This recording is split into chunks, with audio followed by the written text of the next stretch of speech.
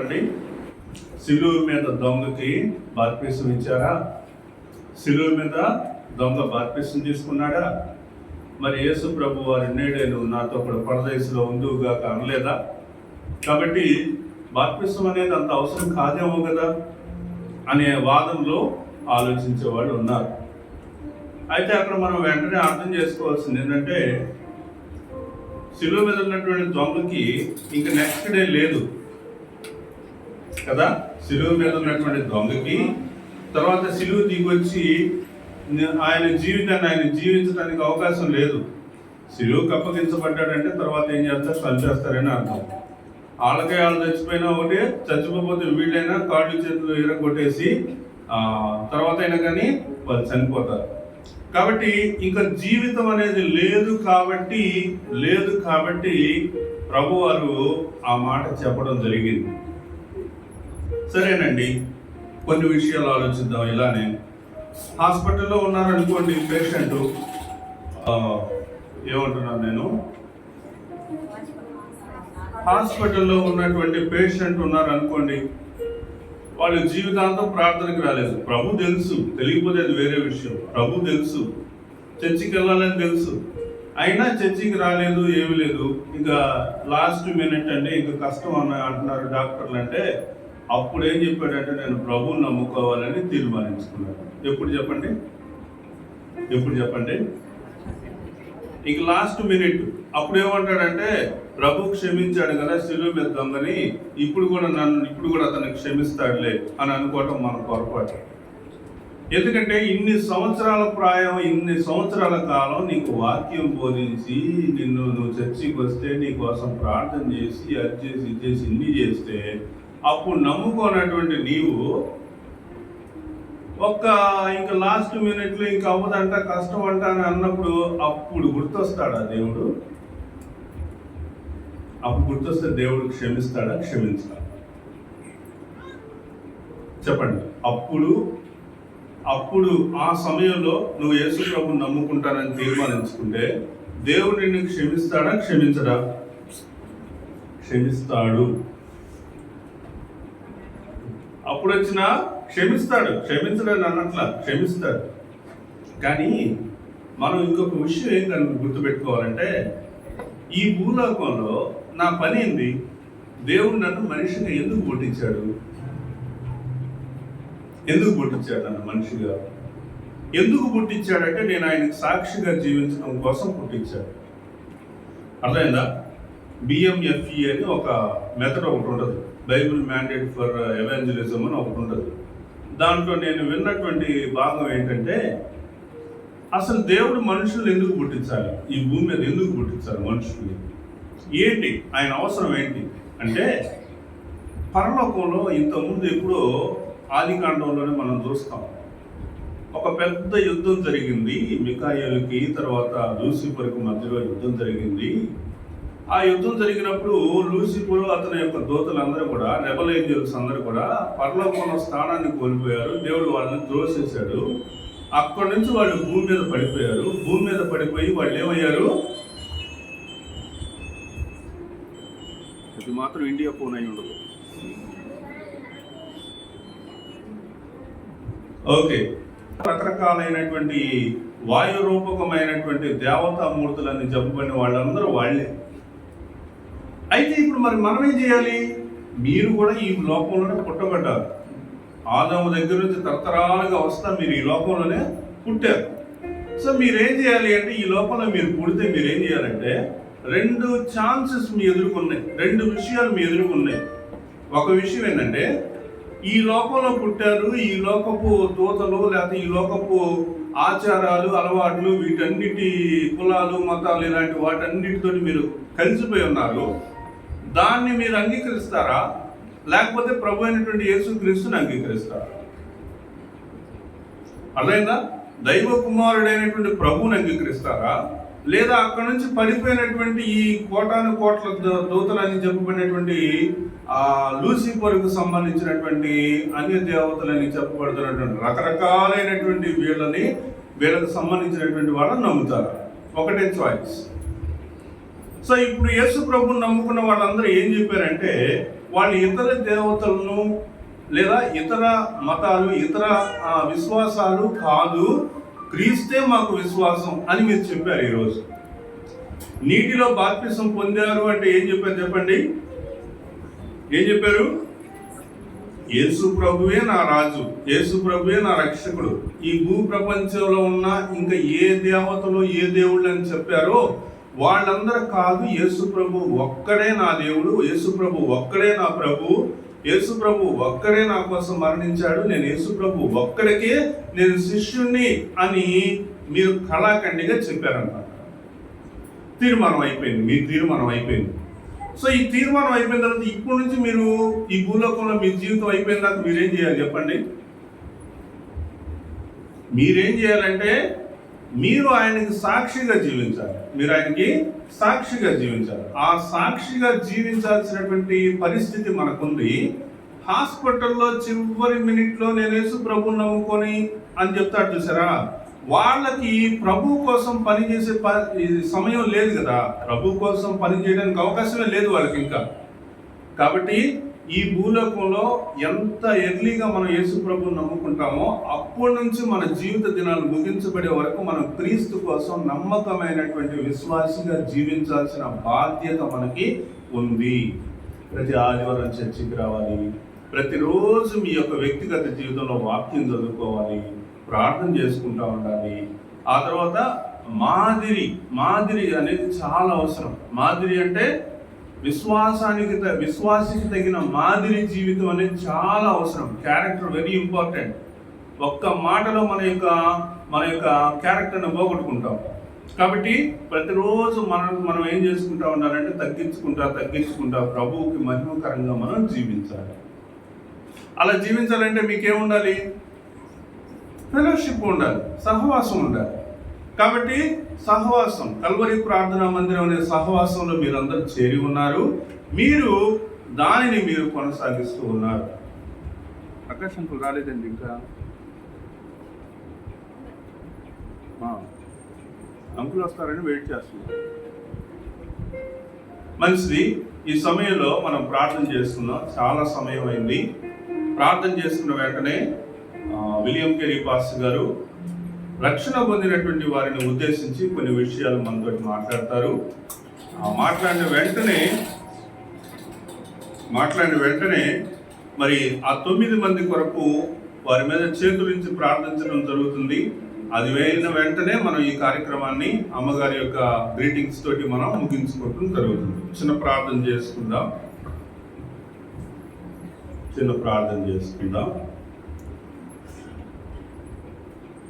జీవన్ శ్రావంతి ప్రార్థన చేయమ్మా.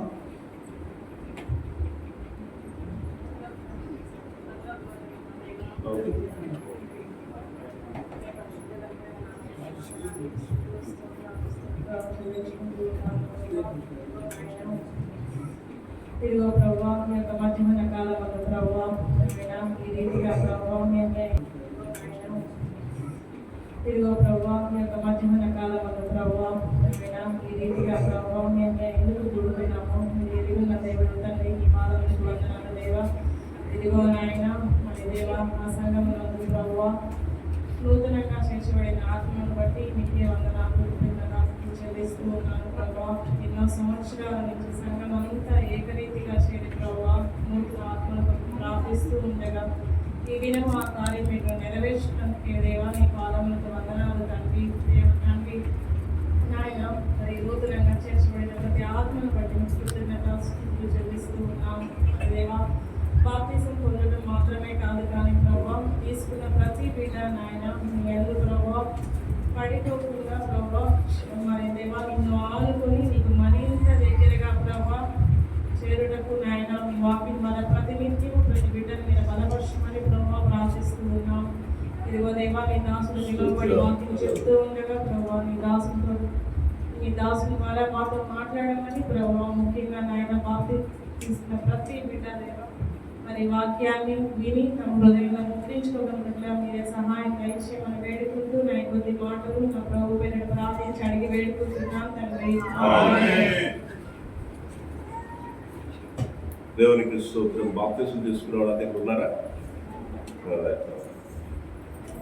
నేను కొన్ని వాక్య భాగాలను మీకు చూపించాలని ఆశిస్తున్నాను. మరి మొదటిగా దైవజనులు ప్రకాశ్ రావు గారు మరి మంచి విషయాలు, పాపక్షమాపణ విషయమైన బాప్తిస్మం అని మన దేవుని వాక్యాన్ని బోధించారు. అలాగే పాస్టర్ మిత్రా గారు కూడా దేవుని వాక్యాన్ని మనకు బోధించారు, కొన్ని విషయాలు జ్ఞాపకం చేశారు. సో మళ్ళీ మనం దేవుని వాక్యాన్ని చూద్దాం. చూడండి, రోమియోలకు రాసిన పత్రిక కొన్ని విషయాలు ప్రాముఖ్యంగా నేను బ్రీఫ్గా జ్ఞాపకం చేసి ముగించేస్తాను. రోమియోలకు రాసిన పత్రిక దేవుని వాక్యాన్ని చూడండి. దైవ గ్రంథం నుంచి 8వ అధ్యాయం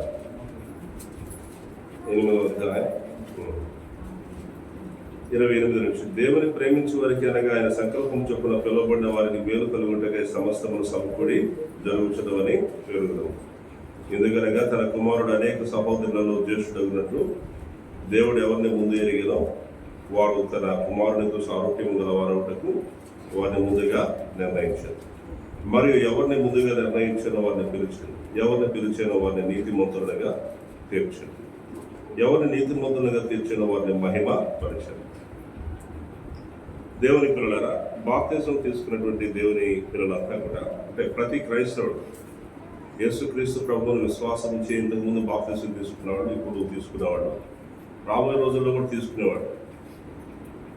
వాళ్ళ విషయంలో అసలు ఏం జరుగుతుంది అనే ఆ ఏర్పాటు మొత్తం దేవుడు చెప్పాడు. ఇక్కడ ఈరోజు నువ్వు బాప్తిజం తీసుకున్నావంటే దేవుడు నిన్ను ముందు ఎరిగాడు. అనేక మంది కోటాను కోట్ల జనాభాలో నిన్ను ఆయన ఎరిగాడు. నువ్వు రక్షింపబడాలని, నీవు బాప్తిజం తీసుకోవాలని అది ఎరిగిన ఆయన ఏం చేశాడు, మరియు ఎవరిని ముందుగా నిర్ణయించారో వారిని పిలిచారు. 29వ అధ్యాయంలో 29వ వచనంలో దేవుడు ఎవరిని ముందు ఎరుగేనో, ఎరుగుట దేవుని చేత ఎరగబడుట అదొక అనుభవం. నువ్వు అనుకున్నది కాదు ఇది, దేవుడు అనుకున్న దాన్ని బట్టి జరిగింది. స్తోత్రం, హల్లెలూయా. ఎవరు అనుకున్న దాన్ని బట్టి, నువ్వు అనుకున్న దాన్ని బట్టి, నేను చెప్పిన దాన్ని బట్టి చేయడం కాదు. దేవుడు అనుకున్నాడు కనుక ఇది జరుగుతుంది. దేవుని చేత నువ్వు ఎరగబడ్డ వ్యక్తి, అది అయిపోయింది. ఎరిగబడిన తర్వాత, దేవుని చేత నువ్వు ఎరగబడిన తర్వాత జరిగేది ఏమిటి? దేవుడు నిన్ను నిర్ణయిస్తాడు. 30లో టెక్స్ట్ చూడండి. మరియు ఎవరిని ముందుగా నిర్ణయించుట ఎరిగినటువంటి వారిని ఆయన నిర్ణయిస్తాడు. ఏంటి నిర్ణయం? నువ్వు ఎప్పుడు రక్షింపబడాలి, ఏ సంవత్సరం, ఏ రోజు, ఏ సమయం, అది ఏ సాయంకాలం, మొత్తం ఈరోజు, రేపు 10 మంది బాప్తిజం తీసుకునేవాడు, అదొక లెక్క, నిర్ణయం దేవుడు రాశాడు. స్తోత్రం, హల్లెలూయా. మన బాప్తిస్మానికి సంబంధించిన డేట్ ఏంటి? దేవుడు నిర్ణయించాడు.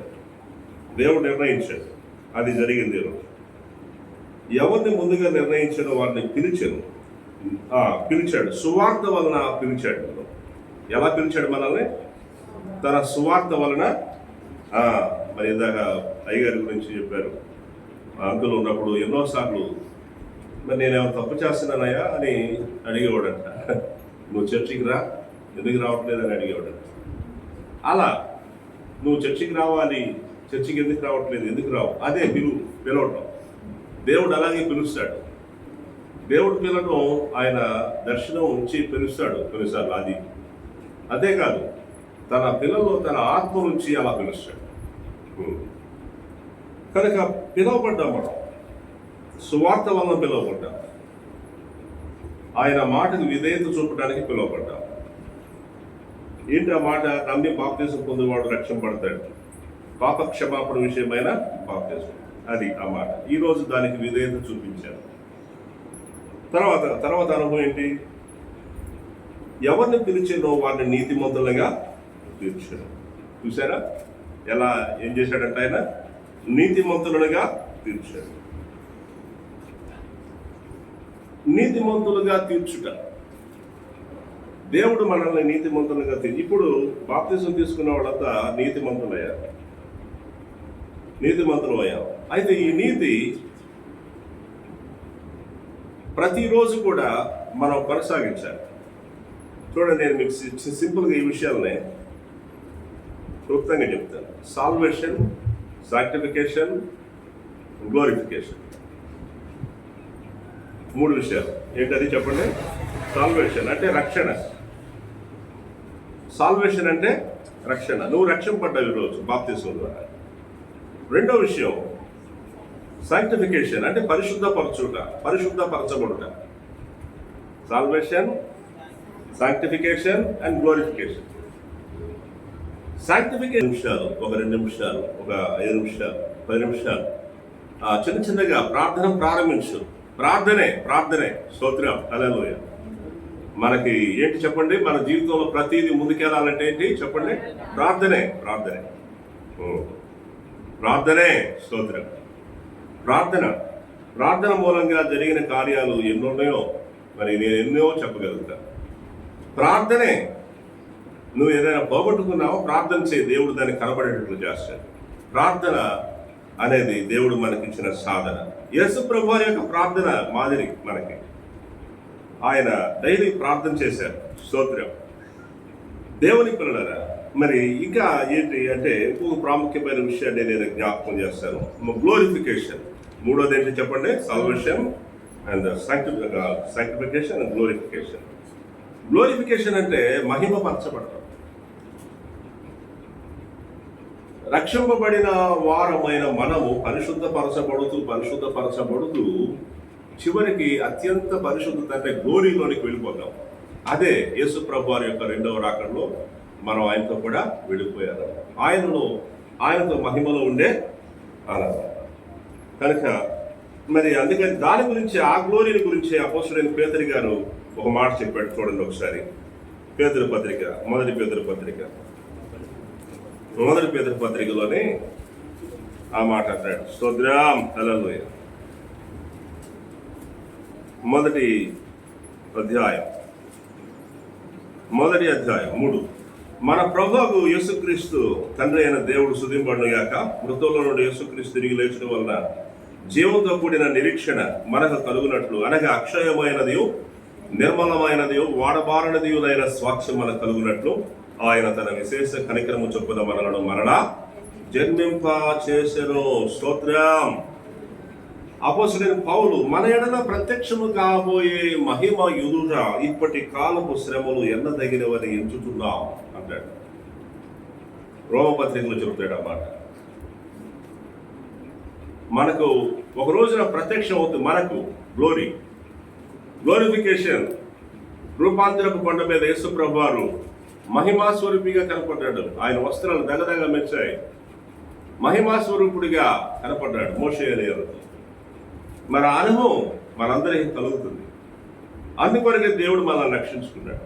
3 విషయాలు ఏంటది చెప్పండి? మొదటిది సాల్వేషన్, సాంక్టిఫికేషన్, గ్లోరిఫికేషన్. ఇంకొక ప్రాముఖ్యమైనటువంటి విషయం దేవుని పిల్లలారా, అదేమిటి అంటే దేవుని పరిశుద్ధాత్మతో నింపబడుట. మరి ఎఫెసీ పత్రికలో ఒక మాట ఉంటుంది. ఒకసారి మద్యముతో మత్తులై ఉండొకటి కానీ ఆత్మపూర్ణులై ఉండండి. చదవండి ఎవరన్నా తీగలిగిన వారు. చెప్పండి రా, అధ్యాయము వచ్చిన చెప్పరా. 5:18. మరియు మద్యముతో మత్తులై ఉండకుడి, దానిలో దుర్వ్యాపారము గలదు. అయితే ఆత్మపూర్ణులై ఉండుడి. స్తోత్రం. ఆత్మపూర్ణులై ఉండుడి. మరి దీనిని గురించే అపోస్తల కార్యాల గ్రంథము 2వ అధ్యాయంలో యేసు ప్రభు వారు ఆయన శిష్యులను రక్షించుకొని మరి ఆయన వారిని పరిచర్యకు నిర్ణయించినప్పటికీ, వారిని పరిచర్యకు పంపి వారి చేత అద్భుతాలు, ఆశ్చర్యకార్యాలు జరిగినప్పటికీ, మరి ఆయన వారికి చివరిగా చెప్పాడు. ఆయన ఒలీవల కొండ మీద నుంచి, అపోస్తల కార్యాల గ్రంథం 1వ అధ్యాయం, ఆయన ఒలీవల కొండ మీద నుంచి చివరిగా వారి మధ్య నుంచి పైకి వెళ్ళిపోయేటప్పుడు ఆయన ఏం చెప్పాడంటే, మరి మీరు వెళ్ళిపోవద్దు, పైనుండి శక్తి పొందే వరకు కూడా మీరు నిలిచి ఉండండి అని అన్నాడు. అపోస్తల కార్యాల గ్రంథము పరిశుద్ధాత్మ మీ మీదకి వచ్చినప్పుడు అనే మాట. 7వ వచనం, కాలము సమయమును తండ్రి తన స్వాధీనంలో ఉంచుకొని ఉన్నాడు, వాటిని తెలుసుకున్నట్టు మీ పనిని కాదు. ఆయనను పరిశుద్ధాత్మ మీ మీదకి వచ్చినప్పుడు మీరు శక్తి నొందెదరు గనుక మీరు యెరూషలేములోను యూదాయ సమరయ దేశముల ఎల్లంతట భూదిగంతముల వరకు నాకు సాక్షులైందురని వారితో చెప్పాను. స్తోత్రం. మరి 2వ అధ్యాయం మొదటి నుంచి. పెంతెకొస్తు పండుగ వచ్చినప్పుడు అందరూ ఒక చోట కూడి ఉంది. అప్పుడు వేగముగా వీచు బలమైన గాలి వంటి ఒక ధ్వని ఆకాశం నుండి అకస్మాత్తుగా వచ్చి వారు కూడి ఉన్న ఇల్లంతా ఉంది.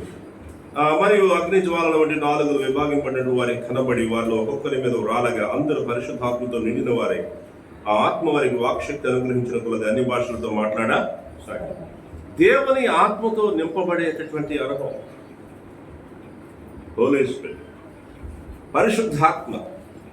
మరి పరిశుద్ధాత్మను గురించి చెప్పాడు యోహాను సువార్తలో. మరి చూడండి ఒకసారి ఆయన, మరి నేను వెళ్ళుట మీకు మంచిది, నేను వెళ్ళినట్లయితే ఆదరణకర్తను మీ వద్దకు నేను పంపిస్తాను. పరిశుద్ధాత్మ అనే ఆదరణకర్త వచ్చినప్పుడు ఆయన మిమ్మల్ని సర్వసత్యంలోనికి నడిపిస్తాడు. నీతిని గూర్చి తీర్పును గూర్చి మిమ్మల్ని ఒప్పింప చేస్తాడు. చూడండి యోహాను సువార్త ఒకసారి వచ్చినాను 15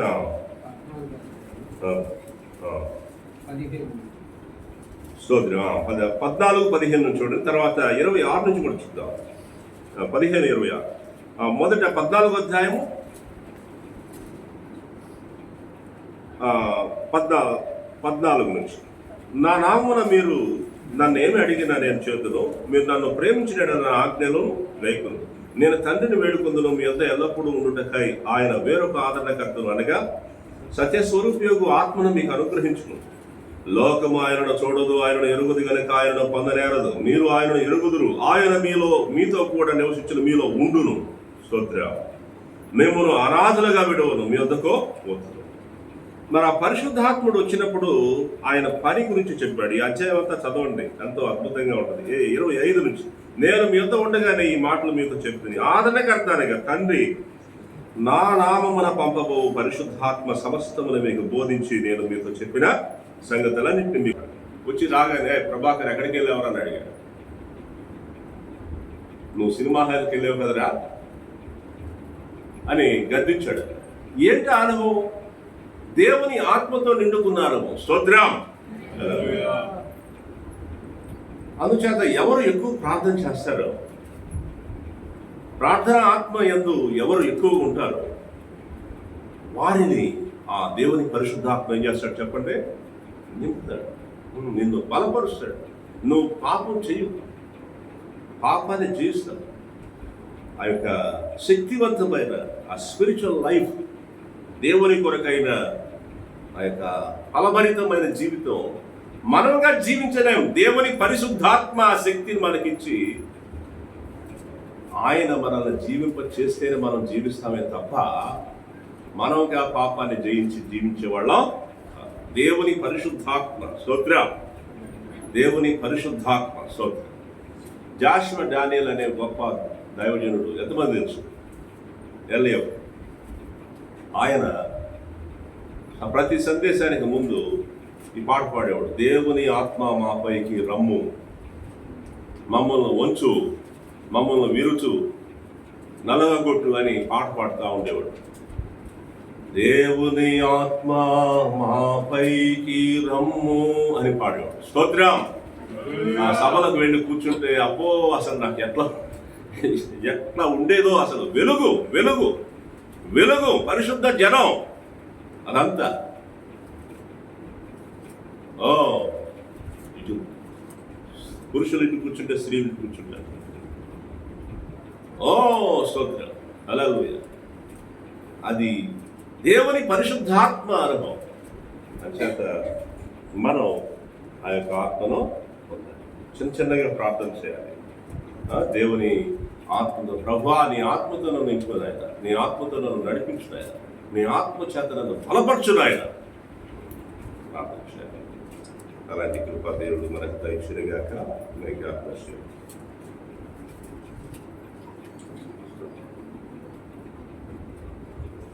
సమయంలో బాప్టిజం తీసుకున్న వాళ్ళు పైకి లేచి నిలబడితే మీ కొరకు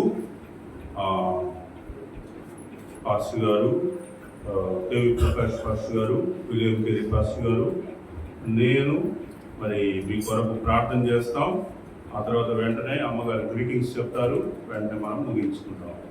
బాప్టిజం తీసుకున్నవాడు పైకి లేవండి. ఈరోజు బాప్టిజం తీసుకున్నవాడు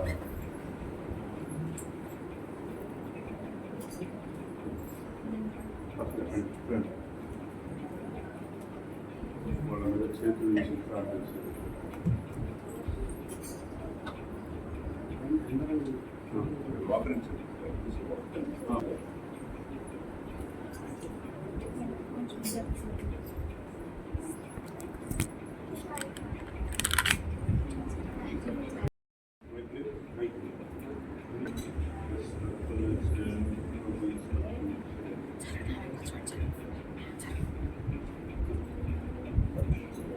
వందనాలు చెల్లిస్తున్నాను.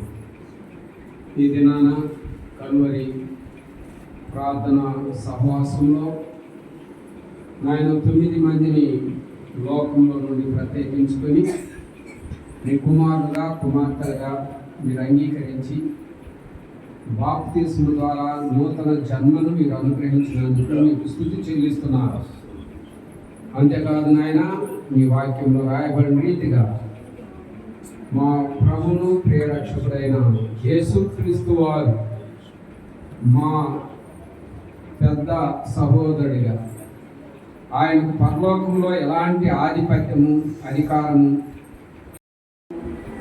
మీ పరిశుద్ధాత్మ సహాయాన్ని ఈ బిడ్డలకు మీరు అనుగ్రహించమని ఈ ఆత్మను వీరి మీద కుమ్మరించి నాయన నీవే వారిలో నివసించి నాయన మంచి మార్గంలో, యథార్థమైన మార్గంలో నమ్మకస్తులుగా జీవించడానికి సహాయం చేయమని, సంఘానికి మాదిరిగా లోకములో ప్రత్యేకమైనటువంటి జనాంగముగా ఈ బిడ్డలను తీర్చిదిద్దమని, మీ దాసులను కూడా మీరు బలపరిచి వాక్యం అనే పాలతో పెంచున్నట్టు సమయంలో అమ్మగారు వచ్చి గ్రీటింగ్స్ తెలియజేయాలని కోరుతా ఉన్నాను.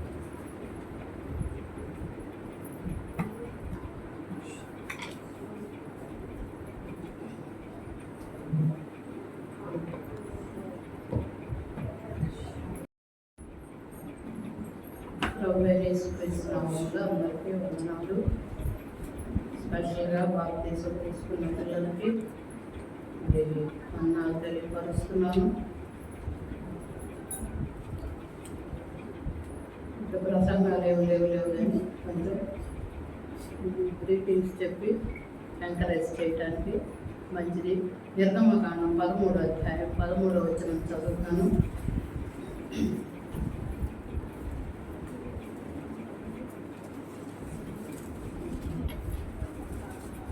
తీసారా? నిర్గమ 13:13.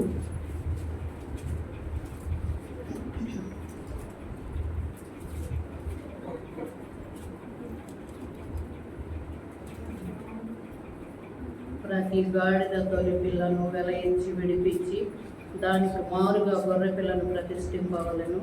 అట్లు దాన్ని విడిపించని ఎడల దాని మెడను విరగదీయవలను అని రాయవాడు. తీసారా? చదివారా? కనుక ప్రతి 13వ వచనం, ప్రతి గాడిద తొలి పిల్లను వెలయించి విడిపించాలి కదా. నిన్న మనం ఏం చేసాం? మట్లాదివారు ఎదుట ఉన్న గ్రామానికి వెళ్ళి కట్టబడి ఉన్న గాడిద పిల్లను తోలుకురమ్మన్నారు కదా. మనకు కూడా కోపం వచ్చినప్పుడు పిల్లలను కానీ ఎవరినైనా దేంతో సంబోధిస్తాము? ఒరే గాడిద, పోరా గాడిద కదా.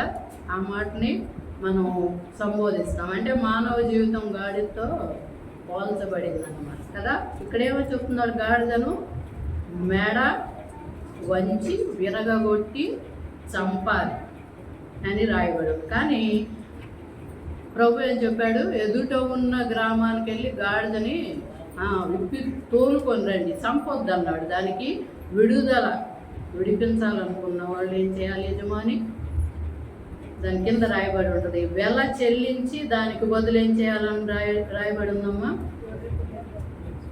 ప్రతి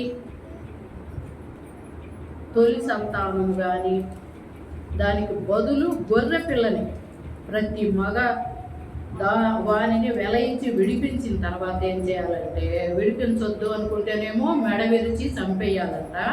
విడిపించాలి, మేము మెడ విరిచి చంపము, విడిపించాలని నా కోరిక అని చెప్పి అనుకున్నప్పుడు ఏం చేయాలి, దానికి బదులు ఇంకొక గొర్రె పిల్లని అర్పించాలని రాయబడింది. అందుకే ఎదుటి ఉన్న గ్రామానికి వెళ్ళి ఆ గాడిదను తీసుకురండి, నేను కట్టబడి ఉన్న దాన్ని విడిపిస్తాను. ప్రభువు చెప్పిన మాటకి అక్కడ ఎవరేమనలా, ఎందుకు ఏమిటి అనకుండా ఎందుకు ఏమిటి వద్దు అడ్డం చెప్పారా, చెప్పలేదు. అర్థం చేసుకున్నప్పుడు అడ్డం చెప్పకుండా మనం మారు మనసు పొందాలి. గొర్రె పిల్లని తీసుకురావటానికి విడుదల వచ్చింది. ఎవరా గొర్రెపిల్ల? యేసు ప్రభు. లోక పాపములు మోసుకొని పోవు గొర్రె పిల్లగా వచ్చి ప్రాణం పెట్టాడు, వెల చెల్లించారు. ఈరోజు ఎంతమంది కోసం వెల చెల్లించారు? 9 మంది. ఈ రోజు నుంచి ఈ 9 గాడిదలు ఏం చేయబోతున్నాయి?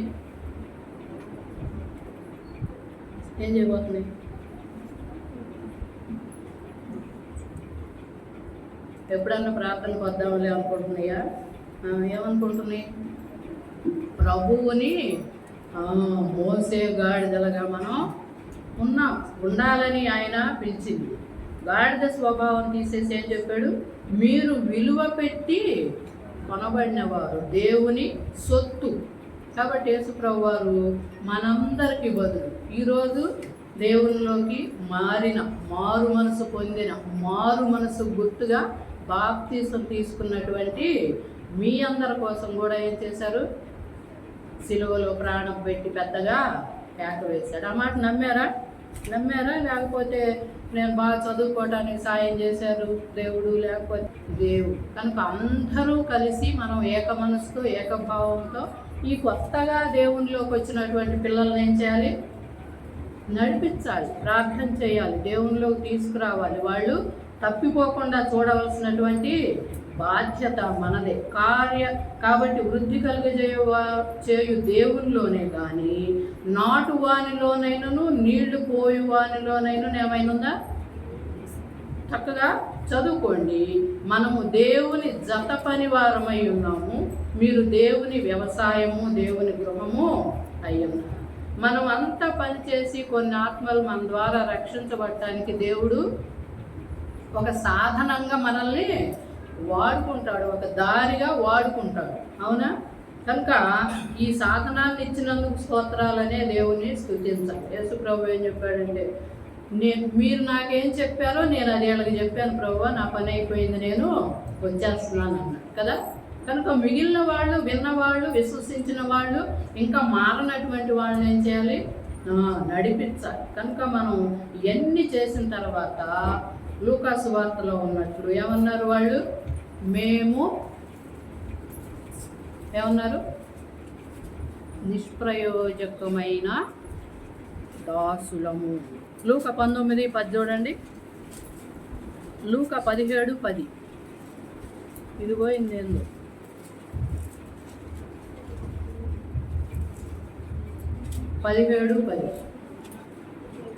అటువలనే మీరును మీకు ఆజ్ఞాపింపబడినవన్నీ చేసిన తర్వాత మేము నిష్ప్రయోజకులమైన దాసులము, మేము చేయవలసినవే చేసి ఉన్నామని చెప్పుడని. ఏం చెప్పాలి? నేను అనే మాట ఉందా ఇక్కడ చదివిన దగ్గర? నేను అనేది ఉందా? లేదు. ఏముంది అక్కడ? మేము. ఒక్కళ్ళు కాదు, అందరూ కలిసి మేము నిష్ప్రయోజకులమైన దాసులము. ఎంతమందిని రక్షించినా మనం ఎవరమే? నిష్ప్రయోజకులమైన, అది దేవుడిచ్చినటువంటి వరం. కాబట్టి ఏం చెప్పాలి? చెప్పండి, అందరూ ఏం చెప్పాలి? తెలుసా? కనుక మేము వచ్చిన పక్కన ఈ పిల్లలందరూ స్నూపీ వాళ్ళు కానీ వీళ్ళందరూ కూడా మా ఎదుట పుట్టి పెరిగిన వాళ్ళే, సండే స్కూల్కి వచ్చిన వాళ్ళే, దేవుని యొక్క వాక్యములో సహవాసంలో పెరిగినటువంటి పిల్లలు. పునాది లేకుండా ఏం కడతాం కదా? పునాది వేయబడింది, పునాది మీద చక్కగా కట్టబడ్డారు. కట్టబడటానికి అందరూ సహాయం చేశారు. ప్రార్థన సహాయం బాగా ఎక్కువగా చేశారు. కాబట్టి మనం ఏమనాలి? నిష్ప్రయోజకులమైన దాసులము, దేవుడు చెప్పిందే చేసామని దేవుణ్ణే మహింపరచాలి. మనుషులకు దాసులుగా ఉండకుండా ప్రభువుకు దాసులుగా మనం ఉండేటట్టుగా చూసుకోవాలి. కనుక అలాగ ఉండాలంటే ఏం చేయాలి?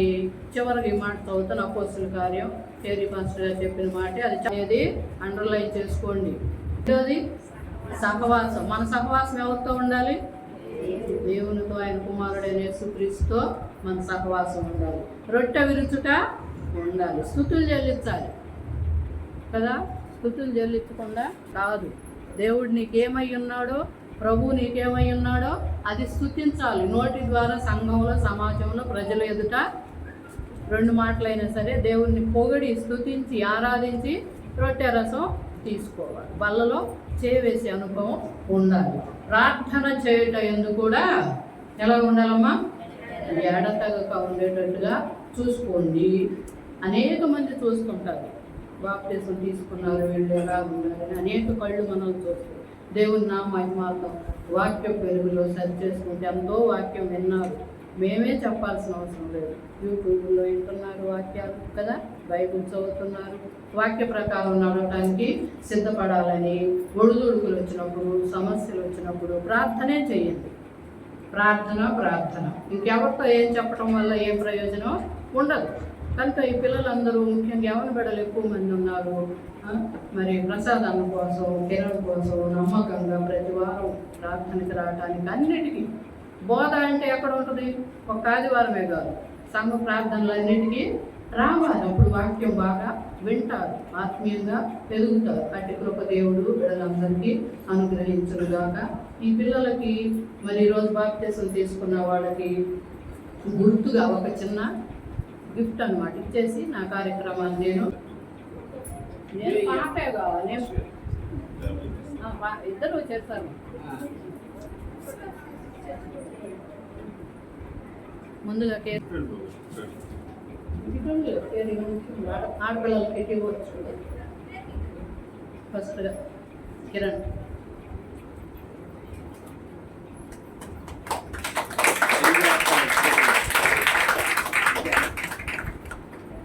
తీసుకో. ప్రసాదం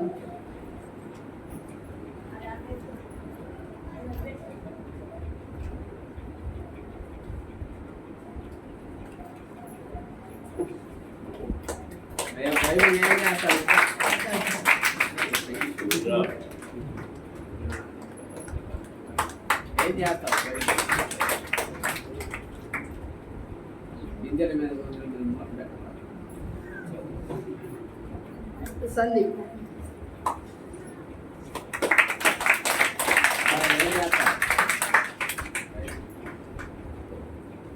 థ్యాంక్స్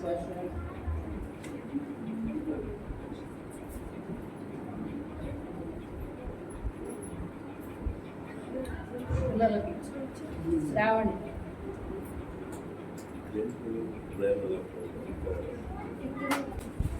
ఇప్పుడు తీర్మానించుకోవడం జరిగింది. మొత్తం టోటల్గా 9 మందికి మనం బాప్తిసాలు ఇవ్వడం జరిగింది.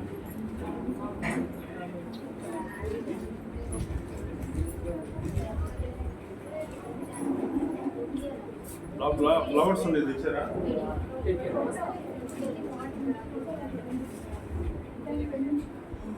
మరి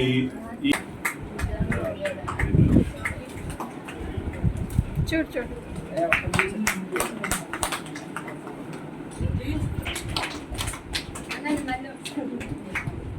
నుంచో అయితే మాట నుంచో